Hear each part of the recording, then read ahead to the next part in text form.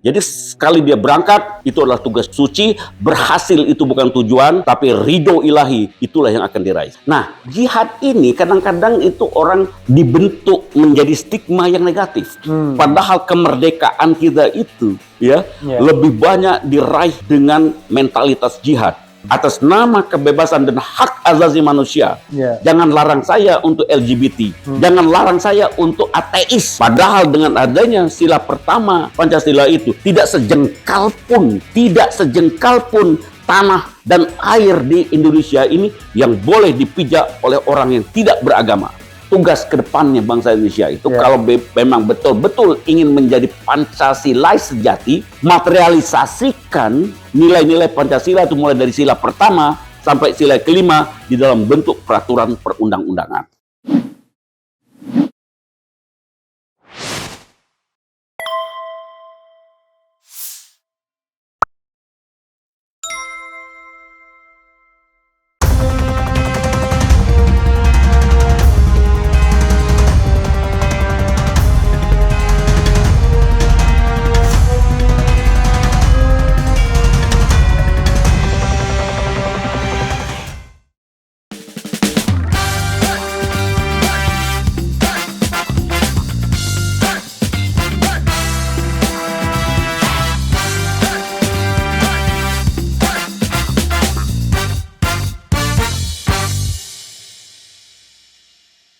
Assalamualaikum warahmatullahi wabarakatuh, sobat RH sekalian.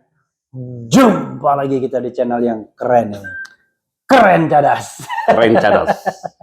Jadi sobat RH sekalian, saya punya kenalan ya, baru kenalan 1 hari. Jadi ini langsung ngundang datang ke tempat beliau. Siapa takut ya kan? Ternyata sama-sama Palembang Lampung. Jadi saya harus menyebutkan nama lengkapnya dengan gelar ya. Dr. Andes Bastari R. R-nya Refli ya, bukan ya? Bukan, Raja Tihang. Raja Tihan. Ya. SH, MPD, MSc, MSI. MSc-nya pertahanan, MPD-nya itu pendidikan ya? Betul. MSc-nya itu apa? Bidang apa? MSc itu tentang security and sumber daya. Resource. Itu di Washington DC. Di Washington DC. Kemudian kalau dokter di mana? Dokter Unpad. Di Unpad. Jadi bayangkan ya, gelarnya lebih banyak daripada gelar saya. Lebih panjang dari nama yang jelas. Lebih panjang dari nama ya kan. Kalau di sini sih saya baca masih kolonel, tapi sekarang sudah Marskal pertama, Marsma, TNI.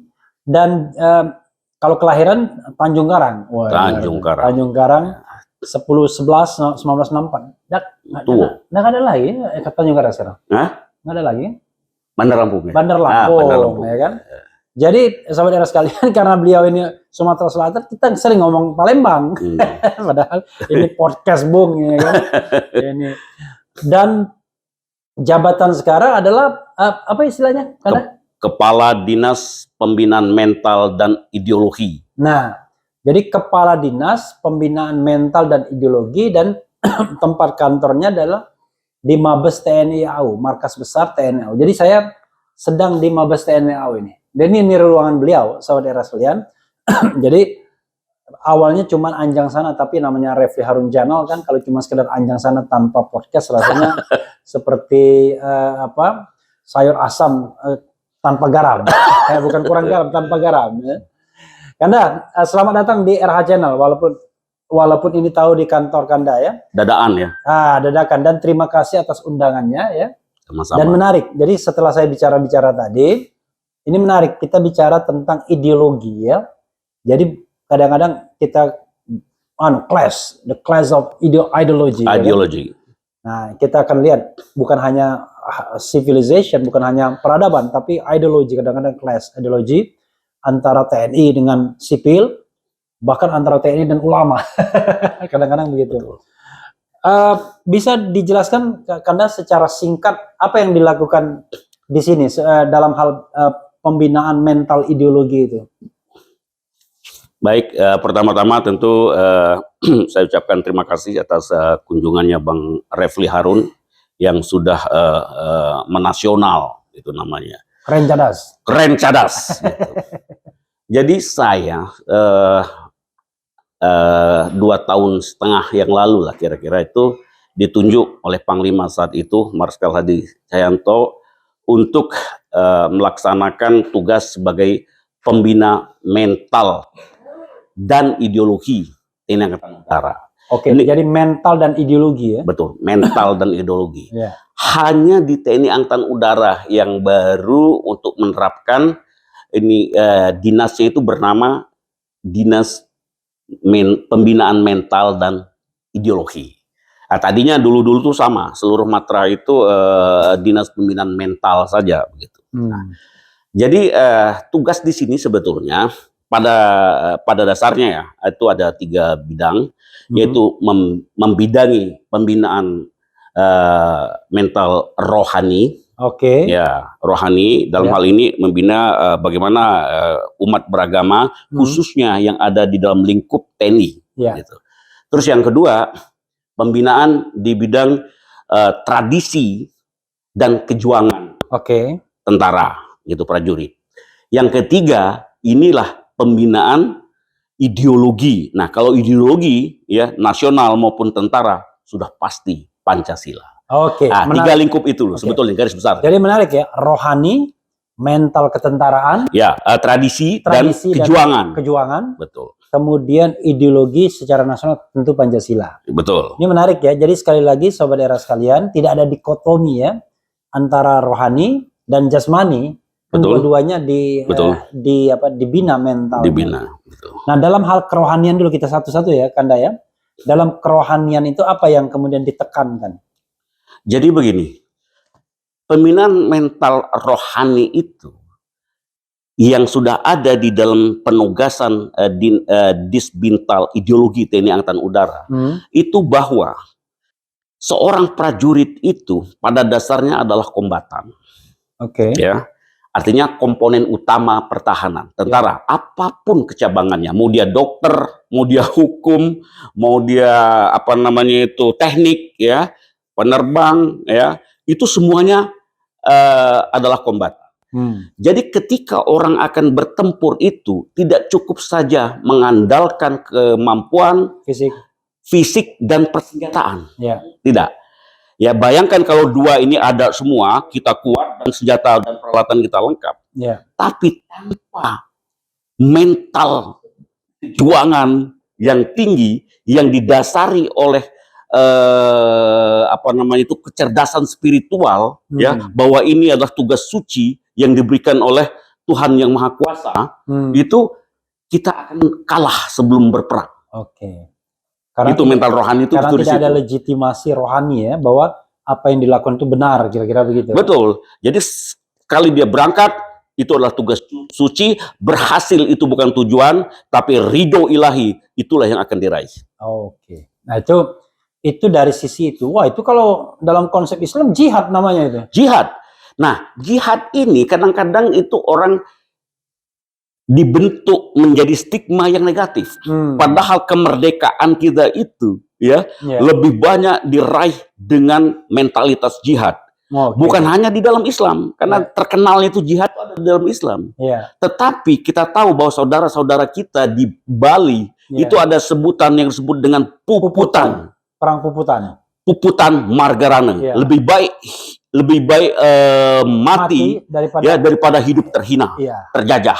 Puputan Margarana. Perang habis-habisan sampai titik. Gusti Ketut Jelantik. Gusti Ngurah Rai. Ngurah Rai, Jelantik itu yang 2 tahun berikutnya. Tapi puputan bukan hanya Gusti Ngurah Rai di Bali tapi itu sudah tradisi, banyak. Itu yang sudah. Jadi jihad dengan puputan sebetulnya mentalitas orang yang akan membebaskan dirinya dari penindasan, ketidakadilan dan penjajahan.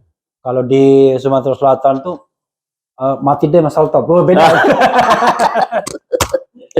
Itu beda. Nah, jadi saudara sekalian, di tentara pun tidak ada dikotomi antara rohani dengan soal yang sifatnya jasmani. Tidak ada dikotomi antara dunia dan akhirat ya. Betul, itu harus bersatu itu. Karena akhirat itu membentuk keyakinan ya. Betul. Itu kita bicara rohani ya. Jadi tidak ada perjuangan tanpa ketahanan keyakinan rohani yang sifatnya Betul, rohani. itu sangat berpengaruh. Yang kedua adalah mental kejuangan. Betul. Kejuangan dan tradisi TNI. Betul. Apa yang mau dicapai dengan pembinaan mental dan ideologi ini? Soal yang kedua itu. Yang kedua ini adalah sebetulnya itu adalah tradisi ya. Tradisi dan kejuangan. Kalau tradisi itu adalah bagaimana kedisiplinan, memupuk kedisiplinan, dalam hal ini adalah bagaimana pertempuran itu bisa dimenangkan, kemenangan bisa diraih kalau tidak ada mentalitas yang disiplin. Oleh karena itu, stigmanya tentara itu adalah disiplin. Jadi tradisi-tradisi apapun yang dilakukan oleh pendahulu Tentara Nasional Indonesia itu, baik zaman-zamannya laskar dulu, katakanlah Hizbullah, Fisabilillah dan lain sebagainya itu kalau dia tidak bertentangan dengan Pancasila, ya, tidak bertentangan dengan semangat mencapai tujuan nasional, itu wajib hukumnya untuk dilestarikan. Itu tradisi. Kejuangan tak lain dan tak bukan itu adalah nasionalisme dan patriotisme. Nah, dua ini agak berbeda. Kadang-kadang disamakan orang. Tapi dari kacamata TNI itu berbeda antara nasionalisme dan patriotisme. Bedanya di mana? Mau dijelaskan? Oh iya dong. Nasionalisme itu sebetulnya itu adalah datang dari nation, ya. Jadi kalau kita bicara masalah nation itu dalam kami dan kalian. Ya, kami dan kalian, Indonesia dan bukan Indonesia, itu nasionalisme. Jadi kita harus bangga dengan segala sesuatu yang ada di dalam negara kita, khususnya pada unsur-unsur kebudayaan dan tradisi kita. Itulah nationnya kita. Kemudian patriotisme itu sebetulnya mentalitas juga itu. Mentalitas apa? Mentalitas untuk membebaskan bangsa kita dari segala ketidakadilan, dari segala bentuk penjajahan, baik yang dulu maupun yang sekarang, bentuk penjajahan harus dilawan. Itu patriotisme. Patriotisme. Jadi menentang ketidakadilan, menentang penindasan, menentang segala sesuatu yang sifatnya merendahkan harkat dan martabat manusiawi. Jadi itu beda nasionalisme ya. Kalau nasionalisme kau dan aku, ya kan? Sini Indonesia, situ Indonesia. Patriotisme itu adalah kehendak untuk membebaskan diri dari penjajahan, baik ketidakadilan, penjajahan, ketidakadilan, baik hard power maupun soft power, ya. Any forms of uncivilization. Jadi apapun bentuk dari kebiadaban. Menarik ya. Itu yang kedua ya. Yang ketiga nih, ini menarik nih. Saya mau bahas banyak yang ketiga ini. Soal ideologi. Bisa dijelaskan Kanda? Begini. Jadi ketika menjelang kemerdekaan itu ya, yang akan menjadi dasar negara kita itu para founding fathers itu bermusyawarah di dalam suatu. Bukan founding father, founding parents. Parent, karena ada yang itu ya. Yang ada yang perempuan. Nanti betul. Marah lagi perempuan. Ya, gender nanti muncul ya, isu gender gitu ya. Jadi apa yang menjadi dasar negara kita itu? Oleh karena itu pemimpin kita saat itu ada 3 sebetulnya yang akan mengajukan kepada kita itu Ruspomo, kemudian Insinyur Soekarno. Kemudian siapa lagi itu Muhammad Yamin, ya itu masing-masing. Tetapi pada intinya sebetulnya yang disepakati saat itu adalah rumusan dari Insinyur Soekarno. Nah, jadi apa sebetulnya Insinyur Soekarno itu memandang suatu ideologi itu kan lebih kepada falsafah hidup bangsa. Jadi ideologi itu gagasan di atas apa bangsa Indonesia itu untuk bernegara dan berbangsa dan bernegara. Jadi falsafah hidup bangsa. Nah, itu sebetulnya dalam pengertian ideologi di dalam konteks bangsa Indonesia. Nah, di tentara karena itu sudah disepakati di 18 Agustus 1945, tentara itu memperkuat posisinya. Di manakah dia memperkuat? Lahirlah yang disebut dengan Sumpah Prajurit di bulan November 1945. Bersumpah itu tentara. Ya. Itu TNI ya? Ya, sudah tentara, sudah bulan November. Sudah TKR ya mungkin ya. Sudah ya awalnya itu kan dari BKR, TKR, TRI, dulu Iya. itu TNI. Jadi sumpah yang jelas itu fokus itu adalah pada sumpahnya. Iya. Ketika negara diproklamirkan, kemudian TNI bersumpah. Di sini sangat menarik kalau menurut Oke. saya. Jadi menariknya begini. Yang pertama saja karena durasi, ya. Jadi Nggak ada durasi di sini. nggak ada durasi. Adanya durable. Berarti masih sampai besok pagi nih ya. Jadi begini, setia kepada Negara Kesatuan Republik Indonesia yang berdasarkan Pancasila dan Undang-Undang Dasar 1945. Ya. Dan ini ada 3 keyword di sini. Ya. First yaitu NKRI, bentuk negara dan bentuk pemerintahan. Negaranya unitary state, negara kesatuan, bukan negara federasi. Jangan coba-coba untuk merubah negara kita, negara unitary, negara kesatuan menjadi negara federasi. Berhadapan dulu dengan baju loreng. Nah, begitu. Bentuk pemerintahan harus republik. Ya, bukan bentuk-bentuk yang lain. Ya, sebutan itu presiden. Itu yang kita sepakati, yang diwariskan oleh founding parent ya. Nah, founding parent. Kita harus lestarikan itu. Nah, itu baru satu aspek ya, bahwa NKRI, negara kesatuan, dan bentuk pemerintahan itu adalah republik. Nah, kepala negaranya bentuk negaranya itu republik, bentuk pemerintahannya itu federal, kesatuan. Kesatuan. Ya, oke dah. Oke, seperti itu ya. Iya, jadi bentuk negara kita itu republik. Bentuk pemerintahan itu kesatuan. Ya. Barangnya itu ya. Dilukir ya. Dilukir. Kalau sistem pemerintahan presidensi ya. Presidensi. Dan itu yang terbelah dua nih. Satu orang. Jadi bentuk negara, bentuk pemerintahan, sistem pemerintahan. Sistem pemerintahan. Itu satu tarikan napas. Satu tarikan napas. Satu tarikan napas. Gitu. Oke, bisa dilanjut ya. Oke, silakan. Nah, setia, ini tentara bersumpah nih. Iya. Setia kepada Negara Kesatuan Republik Indonesia yang berdasarkan Pancasila. Ingat, dasarnya itu adalah Pancasila. Bukan dasar liberalisme, bukan komunisme, atau yang lain-lainnya. Pancasila. Panca itu 5. Bukan 7, bukan 3, bukan 1. Oh iya, jadi nggak boleh diperes-peres? Tidak boleh. Pancasila sudah. Adapun dulu tuh mau ideologi ini, ideologi itu adalah bagian daripada catatan sejarah bangsa Indonesia. Yang sudah disepakati itu adalah Pancasila, 5 dasar, 5 sila. Nah, itu dasar negara. Sebagaimana yang termuat dalam pembukaan Undang-Undang. Pembukaan Dasar 45. Begitu. Nah, yang berdasarkan Pancasila dan Undang-Undang Dasar 1945. Bang Reply harus memahami bahwa sumpah itu dilaksanakan November 1945. Iya kan? Tentara itu bersumpah di bulan itu dan tahun itu. Nah, jadi kalau dia bersumpah di tahun 1945, berarti Undang-Undang Dasar 1945 yang dikeluarkan pada 18 Agustus 1945 oleh PPKI. Nah, jadi itu yang disumpah setiai oleh tentara.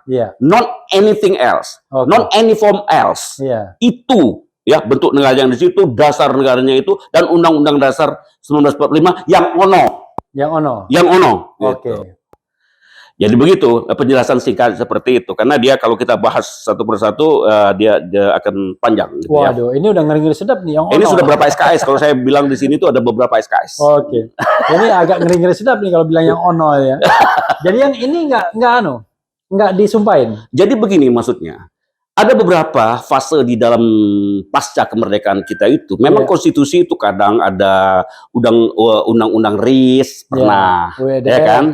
Ya, kemudian UIDS. Tapi balik lagi ke situ dengan melalui dekretnya Presiden Soekarno, ya 5 Juli 1959. Jadi artinya apa? Sudah diuji secara sejarah, diuji secara sosiologis, ya, secara antropologis, bahwa itulah yang paling tepat untuk bangsa Indonesia, bahwa Undang-Undang Dasar 1945 yang disepakati di bulan Agustus, tanggal 18 Agustus 1945 itu yang paling cocok, dan ini adalah ground norm, ya. Sifatnya universal, dasar, dan itulah fleksibilitasnya itu. tidak lagi tidak mesti undang-undang dasar itu harus rinci. Harus rinci seperti hal seperti protap gitu ya. Jangankan protap, seperti undang-undang pun tak boleh. Dia harus bisa fleksibel mengikuti perkembangan zaman, kemudian peradaban umat manusia. Itulah Pancasila kita, luar biasa. Cerdas dan kecerdasan spiritual daripada founding parent kita dulu. Jadi saya lebih tajam lagi kalau gitu kan, dipancing-pancing soalnya. Jadi kalau perubahan 1999 sampai 2002 yang merupakan attachment, ya kan, lampiran dari UUD 45, gimana sikap tentara? Sikap TNI? Yang 99 sampai 2002. Ya. Sebetulnya 4 kali amandemen. Nawaitunya, niat pada saat itu kemungkinan baik ya, kemungkinan baik. Cuman harus kita lihat bahwa pertama, ini sumpah TNI loh, sumpah prajurit. Jangan sekali-kali merubah bentuk negara, bentuk pemerintahan, dasar negara, dan konstitusi. Karena itu kalau kami biarkan itu, berarti kami melanggar sumpah. Kalau sumpah dilanggar secara keagamaannya, keyakinan-keimanannya, harus membayar kifarat. Itulah sumpah. Jadi TNI tidak mau melihat bahwa itu ada suatu ada suatu tindakan-tindakan, kalau menurut Bang Rafli itu merupakan perbuatan hukum ya untuk merubah sesuatu, padahal kami komunitas ini ya memiliki sumpah bahwa itu yang kami sumpah setiahi. Nah, jadi kalau mau ada perubahan apa, ya sebaiknya memang bagaimana semua seperti kami ini memiliki pandangan kami memegang ini loh, dan ini akan dirubah. Bagaimana sikapnya kami? Tentunya kami merasa kenapa ya harus dirubah? Kami tidak diajak berbicara. Walaupun mungkin secara tata negara itu memang tidak ada masuk di dalam hal legislasi, tetapi ini ingat, sumpah ini bukan legislasi. Tapi Kanda sekali lagi kan pada perubahan 1999 sampai 2002 itu ada fraksi TNI Polri. Betul. Jadi kan pada saat peristiwa itu terjadi, TNI itu kan tidak akan pernah berbenturan dengan rakyat, dengan pemuda, dengan apapun bentuk organisasi yang mengatasnamakan rakyat. Ya, jadi saat itu para perwakilan dari TNI saat itu tidak mau swimming against the stream. Jadi diikuti dulu. Toh ini kan adalah perubahan. Toh dulu juga sudah berapa kali berubah dan kita akan kembali lagi. Disitulah tekad TNI. Kita untuk menjaga kesatuan dan persatuan diikuti dulu apa yang diinginkan oleh saat itu ya, situasional seperti itu kita ikutin dulu. Karena itu para presiden maupun saat itu dan pemimpin TNI berdiam saja mengingat bagaimana situasi psikologisnya saat itu bahwa kita tidak akan berbenturan dengan rakyat. Karena TNI sama rakyat at any time, any place di Indonesia harus tetap bersatu. Tidak boleh bertentangan, berpisah pun tidak boleh. Harus setiap saat harus selalu bergandeng tangan demi tegaknya NKRI. Tapi sekarang setelah perubahan itu dari 1 sampai 4 itu adalah sebuah kenyataan sejarah. Betul. Dan itu secara resmi memang dipakai. Ya saya kasih contoh lah, semacam misalnya DPD misalnya kan, Dewan Perwakilan Daerah, tanpa perubahan itu nggak mungkin ada.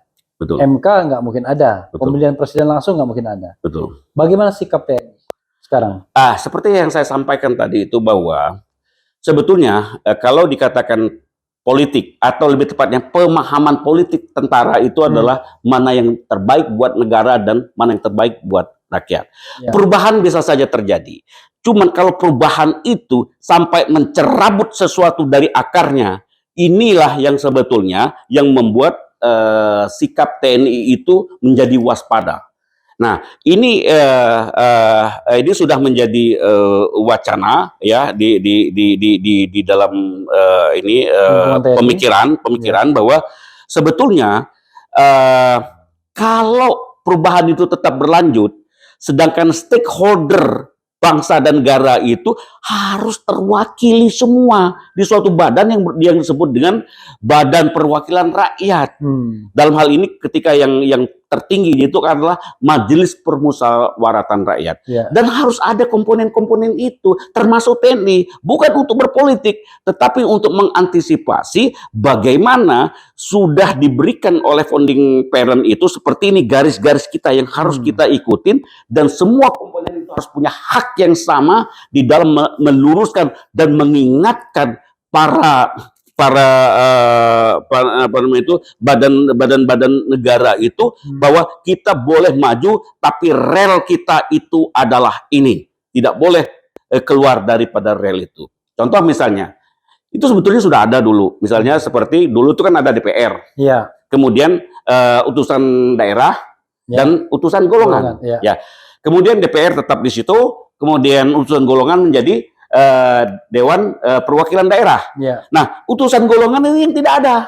Ya. Padahal disitulah sebetulnya kita menangkap semua bahwa gagasan-gagasan itu harus tersampaikan di Badan Permusyawaratan Rakyat itu. Oke. Nah, kalau misalnya Bung Rapli, Majelis Permusyawaratan Rakyat. iya, Ya. kalau misalnya Bung Rapli ini secara individu memang juga memilih. Tetapi begitu Bung Refli ini menjadi anggota daripada suatu perkumpulan, golongan, asosiasi, kepentingan sebagai individu dengan kepentingan sebagai anggota daripada suatu asosiasi itu kan berbeda. Oleh karena itu ada utusan golongan.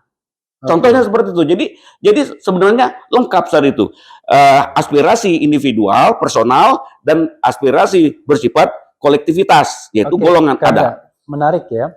Berarti kalau sikap TNI sekarang, bisa nggak saya kesimpulkan bahwa TNI menghendaki MPR itu direstrukturisasi keanggotaannya lagi dengan terdiri dari DPR dan DPD plus golongan. Jadi begini, yang pertama-tama yang perlu dipahami, pembicaraan kita pada sore hari ini itu sebetulnya tidak mewakili institusi ya. Oke. Ya, tidak mewakili institusi, hanya saya banyak ya belajar, berdiskusi dan sekolah gitu kan ya. Itu saya banyak. Tapi saya pikir-pikir itu bahwa ketika kita mengatakan bahwa Indonesia itu adalah bineka, ya, bermacam-macam. Tapi bermacam-macam ini akan menuju kepada suatu titik yang disebut dengan tunggal. Oleh karena itu saya selalu sampaikan kepada kawan-kawan, jangan kita stressing ya, jangan pada fokus pada kebinekaannya.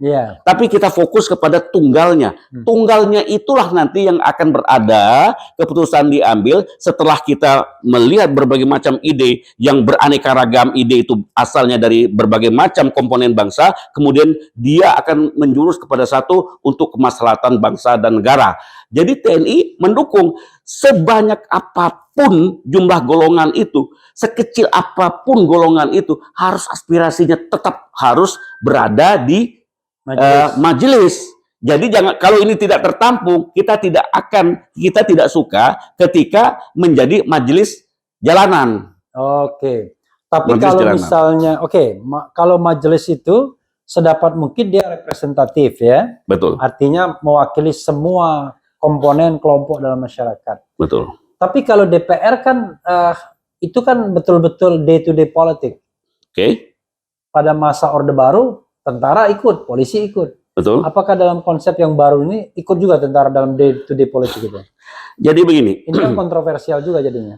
Itu kan day to day itu kalau ini sekali lagi ya, personal perspektif ya.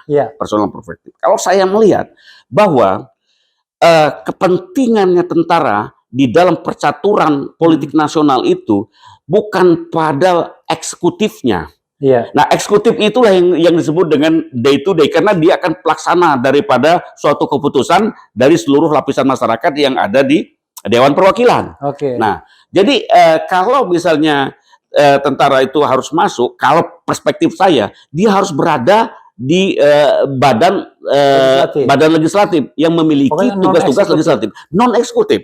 Karena eksekutif itu sebetulnya cuma pelaksana daripada apa yang jadi keputusan rakyat di badan legislatif. Karena zaman dulu kan kita tahu bahkan masuk di semua level kan, eksekutif, bidang bukan level, eksekutif, legislatif, yudikatif. Masuk, iya. Jadi misalnya di eksekutif kita tahu ada menteri kepala daerah yang aktif masih. Betul. Tapi begitu berhenti, ya aktif lagi dia. Betul. Kan.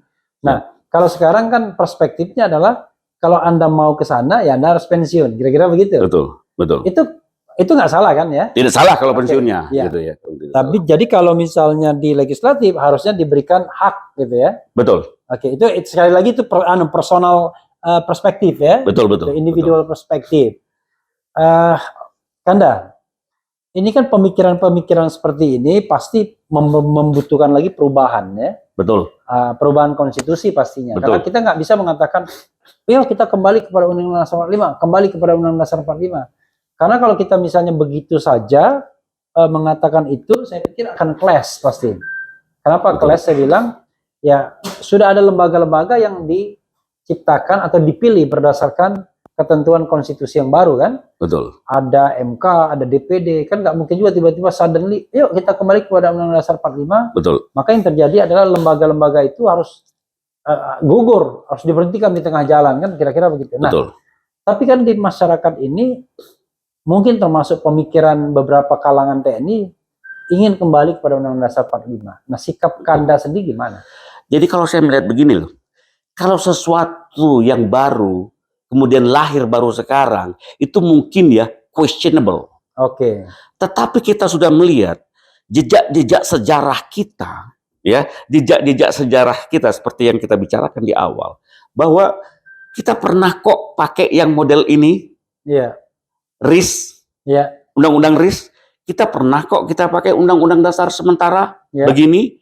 Kemudian bagaimana pada saat itu dengan berkumpulnya dalam sistem presidentil tadi, berkumpulnya kewenangan sebagai kepala pemerintahan dan kepala negara di situ, maka dengan menggunakan itu maka lahirlah yang disebut dengan dekret. Iya. Nah, saat itu karena melihat situasi seperti itu, saat itu kepala negara saat itu mengembalikan kepada Undang-Undang 45, itu menjadikan bukti sejarah bagi bangsa Indonesia bahwa bagaimanapun juga kita meninggalkan Undang-Undang Dasar 1945 yang dikeluarkan pada 18 Agustus 1945, kita akan meninggalkan itu, akibatnya bangsa kita menjadi bangsa yang kehilangan arah ke depannya.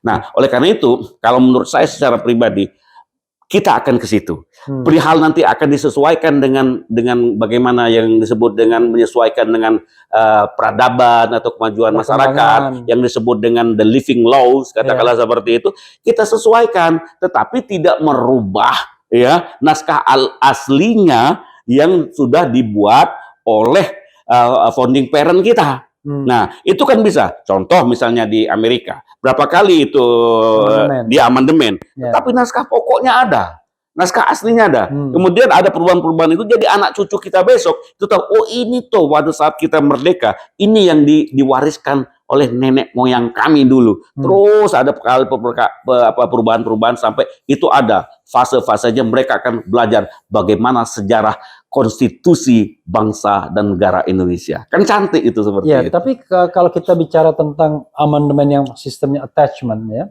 lampiran, kan teorinya kan lampiran juga, walaupun lampirannya lebih tebal daripada naskah aslinya. Betul, betul. Kita tahu kan bahwa konstitusi kita tidak ditulis menjadi naskah baru, betul, tapi tetap naskah yang resminya ya, naskah Undang-Undang Dasar 45 versi 5 Juli 59, kemudian ditambah perubahan pertama, perubahan kedua, perubahan ketiga, perubahan keempat. Betul.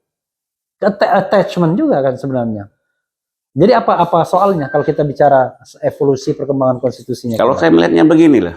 Jadi kalau sudah dirinci dalam perubahan-perubahan itu, jadi justru kita menghilangkan sifat daripada egaliter suatu konstitusi. Fleksibilitasnya untuk mengikuti. Karena kalau dia semakin rinci, dia turun akan menjadi undang-undang. Dia turun lagi menjadi peraturan pemerintah. Dia akan menjadi peraturan pemerintah pengganti undang-undang terus sampai kepada peraturan pemerintah tingkat 1 dan 2. Dan itu semakin rigid. Dan ini sangat subject to change. Ya, berganti ke pemerintahan, kemudian kewenangan berganti, ini bisa cepat sekali dicabut. Bayangkan bagaimana wajah bangsa Indonesia ini yang sudah merinci kecil-kecil itu tiba-tiba dicabut, setiap berganti, dicabut lagi, dirubah lagi, dicabut. itu kan bukan undang-undang, namanya juga itulah perbedaannya antara undang-undang dasar dengan undang-undang, peraturan perundang-undangan. Itu maksud saya. Jadi perubahan is okay. Mengenai kekuatan hukumnya itu tadi, kalau saya pikir ya sama dengan pada saat dulu. Kalau dulu itu kan pembukaan, batang tubuh, ya, aturan peralihan, aturan tambahan dan penjelasan. Itu satu kali tarikan itu. Sama kekuatannya itu. Nah, sekarang analognya ke situ bahwa amandemen itu juga punya kekuatan, gitu, kekuatan hukum yang sama. Mungkin ini perlu pembicaraan lebih lanjut kepada bersama-sama dengan hukum tata negara seperti Bung Rafli atau yang lain-lainnya itu, bagaimana kekuatan daripada amandemen yang tidak berada di dalam tetapi attach. Jadi attachment itu, saya pikir ini kan dipakai di Amerika gitu, dan itu berlaku. Why not gitu kita seperti itu tanpa merubah naskah aslinya. Demikian. Oke, ya memang ini perdebatan yang saya perhatikan ya Sobat Era sekalian yang memang sedang berlangsung di masyarakat. Jadi saya Kanda ya itu melihat 3 atau 4 posisi di masyarakat. Posisi pertama adalah mereka yang ingin konstitusi ini ya seperti ini saja dengan naskah Undang-Undang Dasar 45 18 Agustus yang kemudian diberlakukan kembali 5 Juli plus amandemen atau perubahan pertama, kedua, dan 3 dan 4 itu satu sikap. Sikap berikutnya adalah mereka yang menginginkan perubahan lanjutan, yaitu perubahan kelima misalnya yang menyempurnakan perubahan-perubahan yang ada dan menjadikan ini dalam satu naskah yang baru.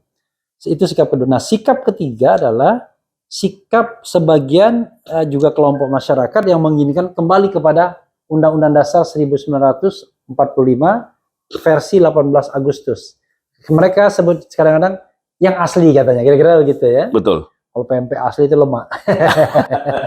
Nah, yang keempat sebenarnya muncul juga kelompok yang ingin perubahan terbatas dari konstitusi yang ada sekarang existing, yaitu hanya khusus menyerap soal GBHN saja.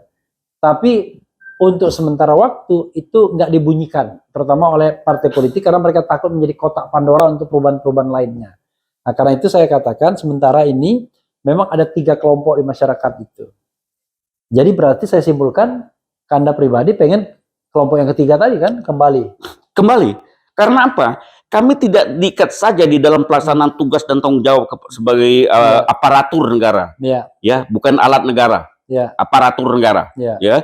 Kami tidak saja dipegang oleh suatu peraturan perundang-undangan. Kami dipegang oleh sumpah. Sumpah itu kategorinya kalau di dalam apa namanya itu kehidupan yang ada itu kan adalah doktrin sebetulnya. Ya, doktrin. Jadi kami masih memegang itu karena sumpah kami itu dilahirkan, diucapkan, diikrarkan pada bulan November 1945. Jadi kalau kami dan belum diperbaharui sumpah itu. Belum. Nah, itu sumpah. Saya tidak tahu bagaimana formatnya merubah sumpah gitu ya. Tapi kan kalau melanggar sumpah itu ada kita ketahui. Jadi kami itu masih berpegang ke situ, setia kepada Negara Kesatuan Republik Indonesia yang berdasarkan Pancasila dan Undang-Undang Dasar 1945. Itu kami ucapkan di tahun 1945. Jadi Undang-Undang Dasar 1945 itu yang diterbitkan 18 Agustus itu yang kami pegang. Gitu. Boleh diubah tetapi dengan attachment, kira-kira begitu. Iya, dengan attachment itu kan attachmentnya. Jangan mengubah sendi-sendi pokok. Betul, gitu. Jadi saudara sekalian itulah indahnya berbeda pendapat ya. Saya kadang-kadang menemukan juga berbeda pendapat sipil sama sipil dimusuhin kita. Berbeda pendapat saya sama TNI nggak ada masalah ya. Jadi yang paling penting adalah nanti kita explore lebih lanjut. Siapa tahu nanti beliau ini bisa bertemu dengan komponen masyarakat lainnya, membicarakan tentang ideologi, Pancasila, dan lain sebagainya. Kanda, saya ingin kembali kepada satu pokok ya, sebelum ini terakhir ya. Kita bicara tentang Pancasila-nya itu sendiri. Tadi kan kita Undang-Undang Dasar ya. Betul. Udah jelas ya, tadi Undang-Undang Dasar. Yang ini, ono. Ya, yang ono, bukan yang ini. Bukan. Dan sudah sikap pribadi, walaupun this is a personal perspective, itu berarti back to basic. Kira-kira begitu lah. Yes. Back to basic. Kalaupun mau diubah ya attachment. Sekarang kita bicara Pancasila. Kalau kita bicara Pancasila ini ya, ada beberapa isu. Salah satunya HIP, ya kan? Yaitu apa itu, H itu tadi kemarin itu undang-undang HIP, kelompok hip-hip katanya. Iya. Aduh, H itu lupa. Jadi itu yang kemudian memancing keributan. Salah satunya adalah Pancasila ingin ditafsirkan menjadi Trisila dan Ekasila. Kan kira-kira begitu. Oke. Sikap Anda gimana? Nah, begini. Jadi ada makna leksikal, Iya. ya. Kemudian ada makna intrinsik. Sorry, HIP itu haluan ideologi Pancasila. Oke. RUU yang kemarin diributkan orang. Iya, ya. Saya melihatnya tuh begini. Jadi kita bicara core ya pada saat itu. Kalau ingin dibuat 3, makanya ini. Kalau ingin dibuat 1-nya ini. Yeah. Tapi itu maksudnya itu situasi saat itu yang kita prioritaskan tuh yang mana, itu tidak ada persoalan sebetulnya. Jadi kalau menurut saya itu, mari kita sama-sama bersikap ya katakanlah dengan sadar-sesadarnya, kedewasaan yang bagus gitu ya. Saya pikir kalau itu memang dicetuskan pada saat itu memang betul pada saat itu situasinya seperti itu. Tetapi pada akhirnya kita sudah sepakat bahwa yang ada di dalam konstitusi kita itu adalah yang berdasarkan satu, ketuhanan yang Maha Esa, kemanusiaan yang adil beradab, persatuan Indonesia, kerakyatan yang dipimpin oleh hikmat, kebijaksanaan dalam permusyawaratan garis miring, ingat, garis miring, perwakilan, keadilan sosial bagi seluruh rakyat. 5. Itu sudah kita sepakati. Tadi yang berdebat, berdiskusi kencang siang dan malam, itu is okay. Tetapi itu sudah kita sepakati. Sebagai bahan sejarah. Proses. Iya, itu proses sejarahnya kita. Namun saya bilang begini ya, bahwa Pancasila ini luar biasa. Bahkan kadang-kadang saya mencoba untuk berpikir, apa sih kesamaan antara Pancasila itu dengan demokrasi? Iya. Kenapa kita suka mengatakan bahwa demokrasi Pancasila, seolah-olah Pancasila itu tidak bisa berdiri sendiri tanpa menggandeng demokrasi. Saya katakan Pancasila itu sangat mulia karena menyatukan 2 dimensi spiritual, ilahiyah, ketuhanan, dan manusiawi. Dan ini yang tidak ada di dalam ideologi lain. Nah, misalnya begini, maaf ya, saya kasih contoh, maaf tapi ini ya. Bung Refli ini kan ganteng, ya kan? Fitnah itu fitnah. Saya suka, katakanlah itu, ini asumsi. Nah, kemudian saya ngajak Bung Refli itu untuk menikah. Menolak nggak? Ya nolak. Kenapa menolak? Sejenis. Menolak ini karena tidak mau atau karena tidak boleh ada sesuatu yang membatasi? Karena norma Tuhan. Nah, tapi ini kan tidak ditolak di sebelah sana. Iya kan? Iya. Kalau kita tidak bisa menikah di sini, kemudian saya ajak ke sana, ke negeri sana, bisa kita menikah. Bisa kita menikah. Artinya apa? Di sana ideologinya apa? Way of life-nya apa? Nah, yang tidak membolehkan secara kemanusiaan, kemasyarakatan di sini kan yang tidak membolehkan kan Pancasila. Karena sila pertama itu ketuhanan. Begitu. Nah, kalau kita nggak mau, kalau kita tidak boleh di negeri Pancasila, kita harus keluar dari negeri Pancasila untuk melaksanakan hajat kita. Nah, gitu. Contohnya seperti itu. Contoh kedua tentang agama. Di negeri sana ada kebebasan. Tapi kebebasan dia mengatakan bahwa agama itu personal. Mau antum beragama atau tidak beragama, itu terserah. Tapi di negeri Pancasila, antum bebas, judulnya juga bebas. Antum bebas memilih agama yang ada. Yang penting di KTP antum itu harus ada terisi agamanya. Mau Katolik, agama dan kepercayaan. Iya, apa saja. Yang penting kolom itu di negara Pancasila ini ada. Bayangkan, Bung Refli, kalau 2 peradaban ini disatukan, katakanlah demokrasi Pancasila. Kalau nggak boleh sama Pancasilanya, Bung Refli menikah sama saya nggak boleh karena nggak dibolehkan oleh Pancasila karena sila pertamanya mengandung itu. Saya nggak pakai itu. Saya pakai yang satunya, yang demokrasinya. Kan boleh.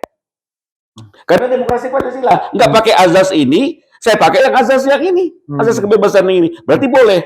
Nah, bayangkan bagaimana masyarakat kita harus, dan itu yang terjadi kalau menurut saya sekarang. Atas nama kebebasan dan hak asasi manusia, jangan larang saya untuk LGBT, jangan larang saya untuk ateis, Iya. Padahal dengan adanya sila pertama Pancasila itu tidak sejengkal pun ya, tidak sejengkal pun tanah dan air di Indonesia ini yang boleh dipijak oleh orang yang tidak beragama. Oke, termasuk LGBT. Termasuk LGBT. Tapi saya balik bertanya sama Bung Repli, boleh? Boleh dong. Kalau orang melanggar Pancasila, selamanya pasti akan dihukum. Kenapa? Kalau orang melanggar Pancasila, Iya. apa selamanya pasti dihukum? Apa selamanya akan dihukum? Yes. Karena saya ini orang hukum, ya. Yes. Itu harus jelas pelanggarannya apa dulu. Karena kan norma Pancasila kan macam-macam tuh. Ada ketuhanan, ada kemanusiaan, apa dulu. Jadi setiap yang melanggar Pancasila itu harus dihukum. Dalam sekarang ini. Dalam ius constitutum sekarang ini. Saya agak berpikir nih dengan pertanyaan karena begini, kita bicara bukan ius constitutum, jadi ius constituendum. Karena kalau kita bicara mengenai pelanggaran, yang bisa dihukum itu pelanggaran hukum. Betul. Nah, pertanyaannya adalah kalau kita bicara pelanggaran hukum itu, ya kan, maka kita bicara hukum itu apa, kan begitu? Betul. Nah, hukum itu ada yang tertulis, ada yang tidak tertulis. Betul. Ya kan? Betul. Orang misalnya melanggar hukum adat misalnya, Ya. itu bisa dihukum dia. Padahal tidak terkodifikasi. Ya, bahkan tidak tertulis, Ya. bisa dihukum. Orang melanggar apa saja aturan yang tertulis bisa dihukum, kan begitu. Ya. Nah, cuma Pancasila itu orang sering menyebutnya idea, Yes. ide, Ya. ideologi. Jadi dia bukan sebuah aturan yang bisa langsung applicable untuk menghukum Yes. orang, gitu. Yes. Setuju. Gitu. Nah, itu yang saya maksudkan Iya. itu. Jadi suatu pemikiran di bidang filsafat hukum yang Iya. saya senangi, Iya, gitu kan? Ada hukum, ada sumber hukum, Iya. dan ada sumber dari sumber hukum. iya, Nah, di Indonesia ada hukumnya itu peraturan undang-undangan itu, iya, kemudian sumber hukumnya katakanlah di atas setelah TAP MPR itu kita ada Undang-Undang Dasar Ya. 45. Itu sumber hukum, Ya. ya sumber hukumnya. Tapi ada sebutan lagi sumber dari sumber hukum. Berarti ada sumber dari Undang-Undang Dasar 45. sumber dari segala sumber hukum. Iya. Iya, Berarti kan sumber daripada Undang-Undang 45. Iya. Berarti kan Pancasila. iya, Tetapi yang dihukum suatu perbuatan yang melanggar hukum iya. itu kan dihukum setelah ada di sini levelnya. Iya, iya, iya, di level bawahnya. Di level bawahnya. Iya. Jadi artinya yang dihukum itu ya, yang pasti orang yang melanggar peraturan perundang-undangan, Iya, ya kan? iya, Adapun melanggar Pancasila itu bisa yes, bisa no iya. untuk saat ini. Iya. Karena apa? Kan Bung Refli itu Muslim. Iya, Kalau Muslim itu bulan Ramadan itu kan harus puasa iya. malam hari, Iya. apa siang hari. Siang hari. Tapi kalau Bung Refli siang hari berada di warteg dan makan dan minum di situ, itu melanggar Pancasila pasti. Iya, Tapi belum bisa dikatakan melanggar hukum. iya. Karena itu, belum ada hukumnya yang dilurus. Ya. Bahwa orang yang tidak puasa pada bulan Ramadan, Ya. ya kan, itu dikenakan, diancam dengan pidana sekian itu belum ada. ya, Nah, oleh karena itu saya katakan itu tugas kedepannya bangsa Indonesia itu Ya. kalau memang betul-betul ingin menjadi Pancasilais sejati, materialisasikan nilai-nilai Pancasila itu mulai dari sila pertama sampai sila kelima di dalam bentuk peraturan perundang-undangan. Oke. Baru bisa menjadi Pancasilais murni. Oke. Jangan ngaku-ngaku saja gitu Pancasilais, tapi tidak sinkron antara idenya Pancasila dengan perbuatan kita masing-masing pribadi. Good point ya. Jadi sobat era sekalian, kalau mau Pancasila itu jalan, ya materialisasi itu di peraturan bawahnya ya. Betul. Pertama, Pancasila itu tidak mendikotomikan antara agama dan negara, ya kan? Betul. Agama dan negara itu adalah seperti apa? Two side in one coin. Ya Yes. kan? Jadi kita berbakti kepada negara karena kita warga negara, Betul. tapi juga berbakti kepada Allah Subhanahu Wa Taala karena kita makhluk Tuhan. Betul. Dan Betul. itu dijamin oleh Pancasila. Bukan apa, Kanda? Kadang-kadang orang ini mendikotomikan Pancasila dan Islam, ya kan? Waduh. Saya ditanya, pilih Al-Quran atau pilih Pancasila? Ya kan? Saya jawab apa waktu itu? Ini diskusi saja. Saya bilang, pilih Pancasila atau Quran? Saya bilang, pilih Quran. Kok bilang bisa begitu jawabannya? Gini saya bilang. Seorang Muslim yang baik itu pasti Pancasilais. Betul. Ya. Udah selesai itu aja. Iya. Itu. Ya, itu sebetulnya kan kalau kita melihat bahwa mau dia Islam, Katolik, Protestan, Hindu, Buddha, itu ada di dalam Pancasila. Ya. Peradaban bangsa Indonesia itu sangat memuliakan agama. Ya. Peradaban bangsa Indonesia itu sangat memuliakan Tuhan. Itulah makanya dulu ada suatu diskusi yang hangat untuk memindahkan bahwa di sila kelima itu bahwa ketuhanan yang Maha Esa itu di sila kelima diminta untuk dipindahkan kepada sila pertama. Nah. Artinya apa? Pertama itu dilahirkan dengan ketuhanan pada sila kelima itu pada saat itu pemikirannya sama saja antara sila pertama, sila kedua, sila ketiga, sila keempat, sila kelima itu sama. Tidak ada stratifikasi. Tidak ada stratifikasi. Begitu para founding parent itu menginginkan itu dipindahkan menjadi sila pertama, berarti konsep mindset berpikirnya itu ada itu menjadi vertikal. Ya. Bahwa sila pertama itu meliputi sila kedua, meliputi sila ketiga, sila keempat dan sila kelima. Oleh karena itu, keadilan sosial bagi seluruh rakyat Indonesia itu pada hakikatnya merupakan perintah dari Tuhan yang Maha Kuasa. Luar biasa ya. Karena nggak terasa gini, kita sudah 1 jam ini. Karena jadi gini, sekali lagi saudara sekalian ya, kalau kita berdiskusi sama seseorang, pertama ya, saya host di sini, jadi saya tidak punya hak untuk menyangga atau membenarkan, kira-kira begitu ya. Betul. Karena kita ini ibaratnya sama-sama orang hukum tata negara. Yang kedua adalah berbeda pendapat itu sunatullah. Jadi perbedaan pendapat itu jangan dianggap sebagai musuhan. Yang paling penting adalah bagaimana kita mencari jalan keluar, bagaimana yang terbaik untuk bangsa ini kan, ya kan? Jadi kita mencari the best thing for our nation, ya kan? Kira-kira begitu. Anda silakan a closing statement. Pertama-tama terima kasih bahwa tugasnya organisasi saya Disbintalit AU ini adalah membina itu tadi, ya, membina itu tadi bahwa apa yang disebut dengan pembinaan mental rohani, membina mental tradisi dan kejuangan nasionalisme dan patriotisme. Yang ketiga itu membina ideologi. Nah, ideologi dalam hal ini adalah Pancasila. Jadi kesininya kita mengatakan bahwa mari kita ke depan, ya, mari kita ke depan bahwa tetap kita jaga apapun bidang pengabdian kita, ya, di dalam negara Kesatuan Republik Indonesia. Pancasila itulah yang harus kita tetap pelihara, tetap kita tegakkan. Karena dalam Pancasila itu ada dimensinya, itu adalah dimensi ketuhanan ada di situ, dan ada dimensi kemanusiaan termasuk kepada alam itu. Terus yang kedua itu Bung Refli, pembicaraan kita pada sore hari ini itu tidak mewakili institusi di mana tempat saya bekerja, tetapi kebetulan ini saya berada di jam kerja, tetapi ini adalah pemikiran personal saya ansih, ya. Personal saya ansih, dari hasil-hasil saya diskusi, ngobrol sama para senior, para atasan, kemudian juga di bangku-bangku kuliah yang sudah saya tempuh selama ini dan di dalam kontemplasi, bisa bilang kira-kira seperti itu.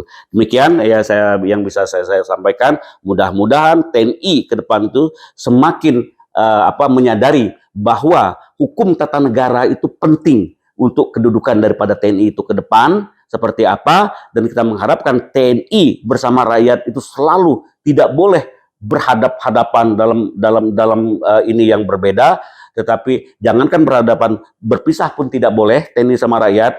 Dan di setiap saat, di setiap kesempatan, di setiap tempat, TNI bersama rakyat itu harus selalu bersama-sama demi tetap tegaknya NKRI yang kita cintai.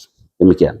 Iya, saudara sekalian, itu tadi ya, dengan Marsikal pertama Dr.